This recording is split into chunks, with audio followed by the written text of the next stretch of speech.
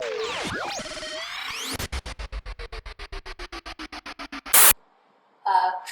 and thank you for watching the video once again from the center, family and friends of the center.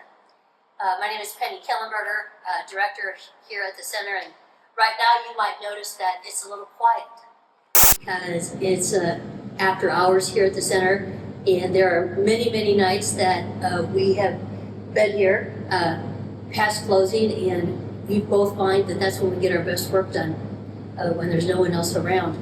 And so we thought how appropriate it would be that we would make a video at this time of day, which is night, actually. Yeah. So lots of things have been happening that I wanted to share with you. But first of all, I would just like to say thank you. Thank you to our faithful donors who help us to get the things done that God has called us to do.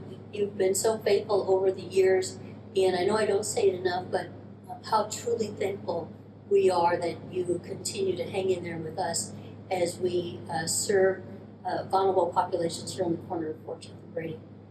And because of you, I get to make this announcement today that we have hired a full-time staff here at the center, an assistant director, and his name is Michael Gaiman. I've been friends with Michael a long time. A long time. We're very good friends, but more than that, he is a respected colleague of mine, probably one of the brightest people I know and most compassionate people I know. He's taught me so much over the years, and man, we are just thrilled to have him on board.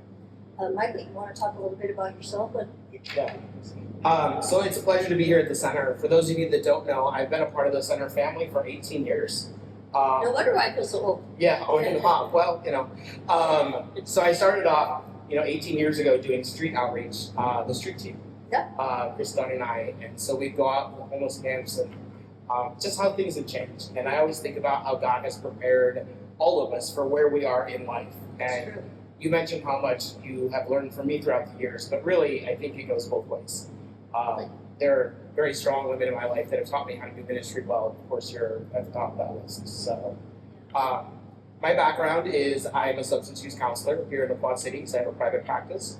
I also have been a part of the street team and other area ministries of the center. But I also have a lot of experience in other nonprofits here locally. And so it's a pleasure to be able to come back home. I always say, come back to the center full time. I love the work that we do here. It's that ministry of presence that you taught me so long ago. A lot of our folks are coming in and they're struggling with addiction.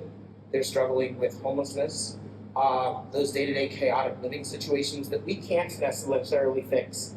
But what we can do is be that warm, comfort conversation, that steady presence, right? It's that ministry of presence, just being there when someone needs us. Yes, and I think I love that we have the same philosophy about building relationships with people. Yeah. We might not be able to solve that particular issue, but we can walk that journey with you. We can build a relationship with you and just love you through that storm. Yeah. And building those relationships is exhausting, right? This is where some of our burnout comes out because we can't fix everybody.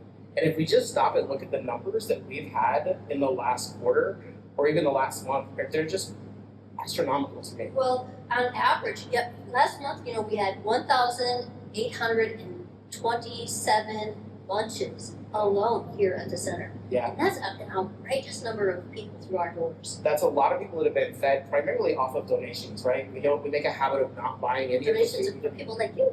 Yeah. And so I look at the peer recovery office, which that's what I've been doing the last year, is supervising that team. And our numbers are over 200 people every month now that we're seeing. And a lot of that is because we've been able to add so many peer recovery coaches and peer recovery specialists. And not to mention the showers that we provide and clothing vouchers and housing assistance. Yeah. We could just go on and on. But it is a labor of love, would you say, Michael? Yeah. And every day it's new people as well. Just today, there was a gentleman that came in. He mentioned that he was just passing through. He's on his way to California from New York. And I said, what can I do to make your journey just a little bit easier? And he said, would you fill up my water bottles? And he's not leaving for a couple days. And so I'm hoping to get him a gas card as well. Yeah. But that's all he wanted was someone to come in. And I met him because he was helping us to serve lunch. His Yeah. very first day here, he's like, "Well, I don't feel comfortable taking a meal. I can't do something." That's And what it's so about too. That's what it's about. Yeah, we're all in this together. Yeah, right. And you know what? We want you to stay tuned because we have so many great things planned, don't we? Yeah.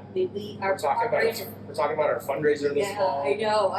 Our brains are spinning about the possibilities here on the corner of 14th and Brady as we radically figure out how to love people and making sustainable change in the kingdom of God. So, welcome aboard, Michael. I love you. I know the people love you, and I couldn't think of a better person to work with.